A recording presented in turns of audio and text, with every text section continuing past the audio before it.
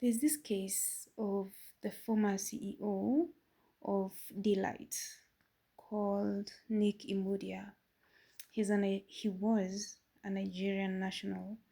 May his soul rest in peace, because the police in Nigeria ruled his death as suicide. Now, he came all the way from the seventh floor to the ground. I don't want to use the word jumped because I do not have like enough information. I'm only relying on what's available on the internet, but the police concluded his cause of death as suicide. Now, there's a lot of twists to this story, and the only evidence that's available to the media is only after his family, and I believe his brother, who is based in the USA, allowed the media to like have access to Nick Imudia's WhatsApp messages. Now it's alleged, it is alleged that he had sent the logins to his brother before he passed on. Let's go back nyuma kidogo. Nick was working for Konga, a company called Konga, and then he got another opportunity to work at Delight. Now let's focus on Delight because this is where everything happens. Now at Delight, which is a company in Kenya, and I believe expanding as well. At Delight, he was a CEO, and he had a personal assistant called Diana Kavetsa, and Diana was also was his PA, and also a secretary. And so they're working together, and then these things are quite common, where we hear a story of a senior and a junior getting into an entanglement and things do not work out. So the same case happens to Diana and Nick Imudia. And so they have like this thing going on, a relationship going on, and everything is flowing so well. They're working together and stuff like that, up until Diana alleges that she's pregnant. And from the screenshots of the WhatsApp messages from Nick's um, WhatsApp account, it seems as if that's where things stopped working out with Diana, because we can clearly see that Nick was not ready to take up responsibility of the child, because, and I would assume, because what they had was not like was basically like just a fun thing going on, and unfortunately she got pregnant, but fortunate for her and the baby, of course. And then it's clear that Diana knew Nick had a wife, like was married, because in the WhatsApp messages, the screenshot, she mentions the wife, the marriage, like basically the marriage, you know. And so as time goes by, Nick expresses how he feels about the pregnancy, and I cannot remember at any point where he suggested that she should terminate the pregnancy or not, but he just showed this interest. It's like he was disassociating himself with the pregnancy, and of course, Diana mentioned that it was basically his, because I believe she was only hooking up with him. And so time went by, and we see like a back and forth in the conversations.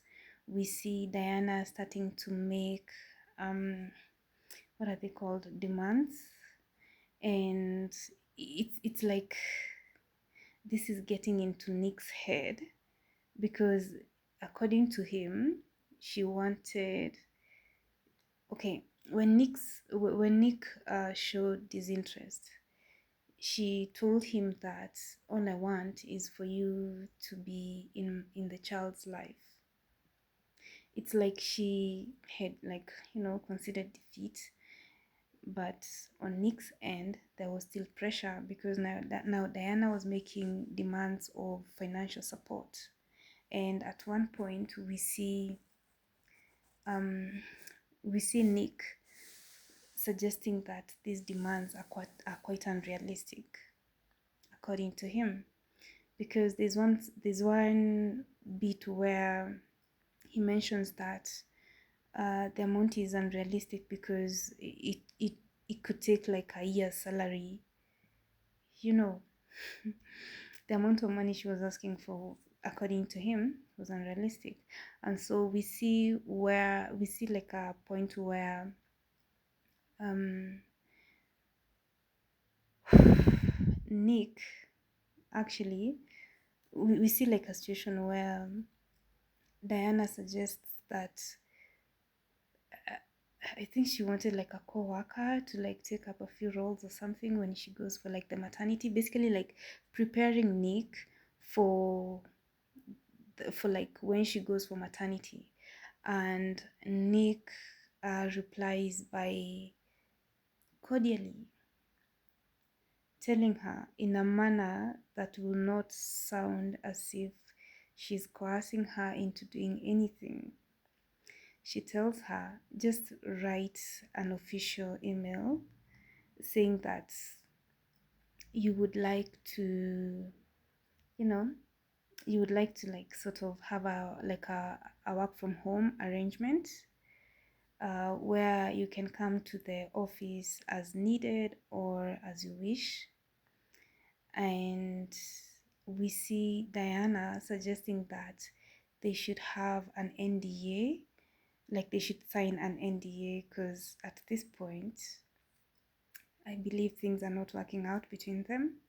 And she tells him, I want you to meet me at the hub in Karen. And Nick asks for the specifics of the meeting, and she tells him that it's as if she wants to be in control of the situation. And from the texts, it's as if maybe there's according to what I read and heard, it's as if she wanted to meet in a public place where there could be like witnesses, and then she wanted to like be in control of the situation. And there seems to be a mistrust between her and Nick. And I hope there was nothing, that there was no like threatening. I hope he wasn't threatening her or anything, because how she wrote that kind of message, and then it's like in her messages, it's as if Nick had not kept his promises several times. And so there was need for her to push for like an NDA, for things to be done in an official manner.